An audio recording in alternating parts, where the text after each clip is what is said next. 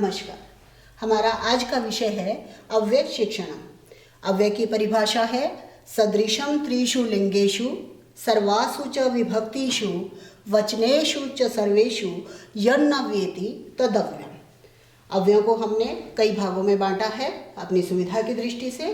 कालबोधक अव्यय, स्थान बोधक अव्यय, प्रकीर्ण अव्यय, ये 3 तरह के अव्यय हम पढ़ चुके हैं। आज हम पढ़ रहे हैं प्रश्नवाचक अव्यय और ऐसे अव्यय जो युग्म रूप में ही प्रयुक्त होते हैं, जोड़े में प्रयुक्त होते हैं। पहले प्रश्नवाचक अव्यय, सबसे पहले हमने लिया कदा कब। इसको हमने कालबोधक अव्यय में भी रखा था। कदा कब, सा कदा आगमिष्यति, वह कब आएगी, कब जाएगी। आ हटा दो, गमिष्यति जाएगी। प्रश्नवाचक अव्यय में चिन्ह लगाना जरूरी है। एक बात और बच्चों के लिए, जिस वाक्य में 5 वाक्य या 4 वाक्य आपको परीक्षा में आएंगे, जिस वाक्य में आपको प्रश्नवाचक चिन्ह दिखाई दे, उस फिल इन द ब्लैंक्स में, उस रिक्त स्थान में आपका आंसर क से शुरू होने वाला ही आएगा। ये ध्यान रखना, ये आसान सा फॉर्मूला है। प्रश्नवाचक चिन्ह लगा होगा तो आपको क से शुरू होने वाला अव्यय उसमें भरना है। कदा कब, कुत्र कहाँ, त्वं कुत्र गच्छसि, तुम कहाँ जा रहे हो,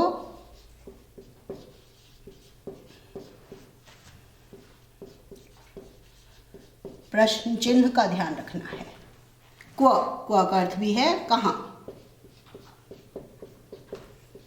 सह क्व वसति, कहाँ रहता है।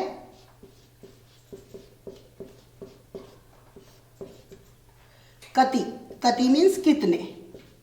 संख्यावाची शब्द का प्रश्न हमेशा कति से बनता है। अस्याम कक्षायाम, इस कक्षा में कितने बच्चे हैं। अस्याम कक्षायाम कति, कितने छात्राः सन्ति।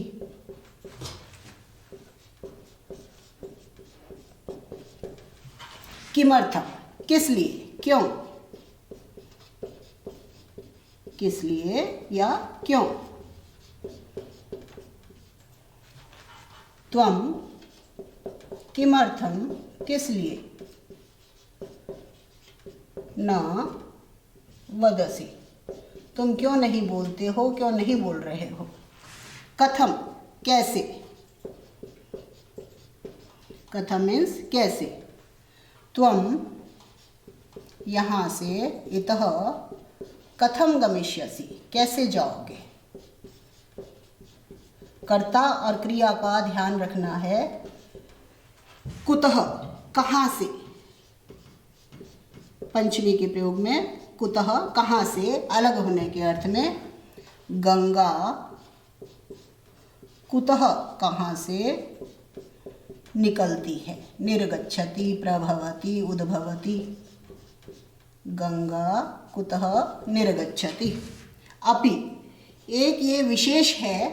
अपि शब्द का अर्थ आपने प्रकीर्ण अव्यय में पढ़ा था। अपि मीन्स भी। लेकिन यदि किसी वाक्य के शुरू में अपि शब्द का प्रयोग हो तो उस अपि का अर्थ भी ना हो करके क्या बनता है प्रश्न। जैसे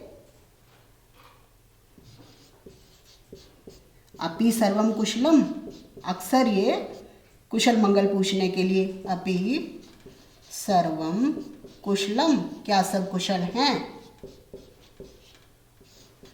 प्रश्नवाचक चिन्ह लगा होगा और अपि अव्यय दिया हो और क से शुरू होने वाला कोई ना दे रखा हो तो उस वाक्य में हम अपि भर सकते हैं, अपि ही आएगा वहाँ पर। अब ऐसे अव्यय हैं जो हमेशा जोड़े में, युग्म में प्रयुक्त होते हैं। जैसे यथा तथा। यथा मीन्स जैसा, तथा मीन्स वैसा।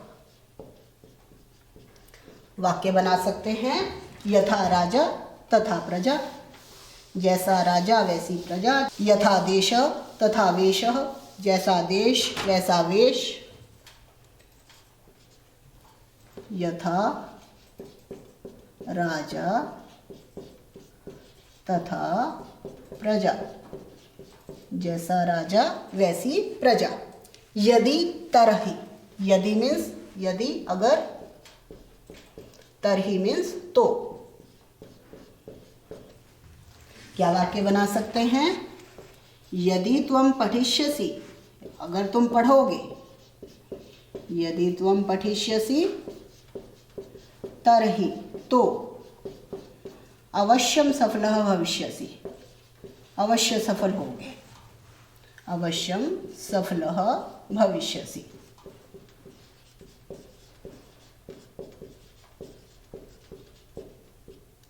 यावत तावत, यावत मीन्स जब तक, और तावत मीन्स तब तक।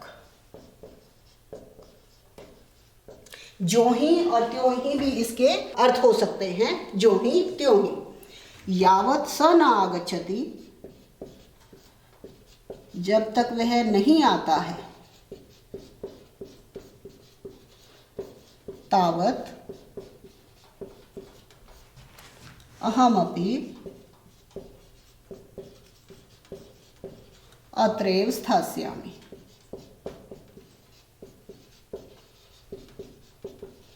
मैं भी यहीं रहूंगा या रहूंगी। यावत तावत, ये वाले वाक्य प्रयोग करने बहुत आसान रहते हैं। एक दिया रहता है, उसका जोड़ीदार हमको भरना होता है। यदा तदा, यदा मीन्स जब, तदा मीन्स तब।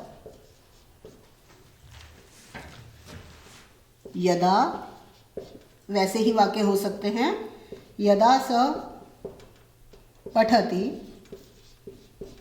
तदा किमपि न वदति, जब वह पढ़ता है तो कुछ भी नहीं बोलता है उस समय। यदा स पठति तदा किमपि न वदति। यत्र तत्र, यत्र मीन्स जहां, और तत्र का अर्थ है वहां। यत्र माता गच्छति,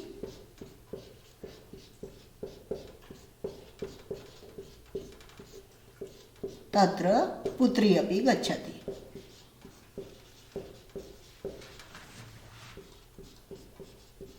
यत्र यत्र धूमः तत्र तत्र वह्नि, पहले एक बार वाक्य बताया था।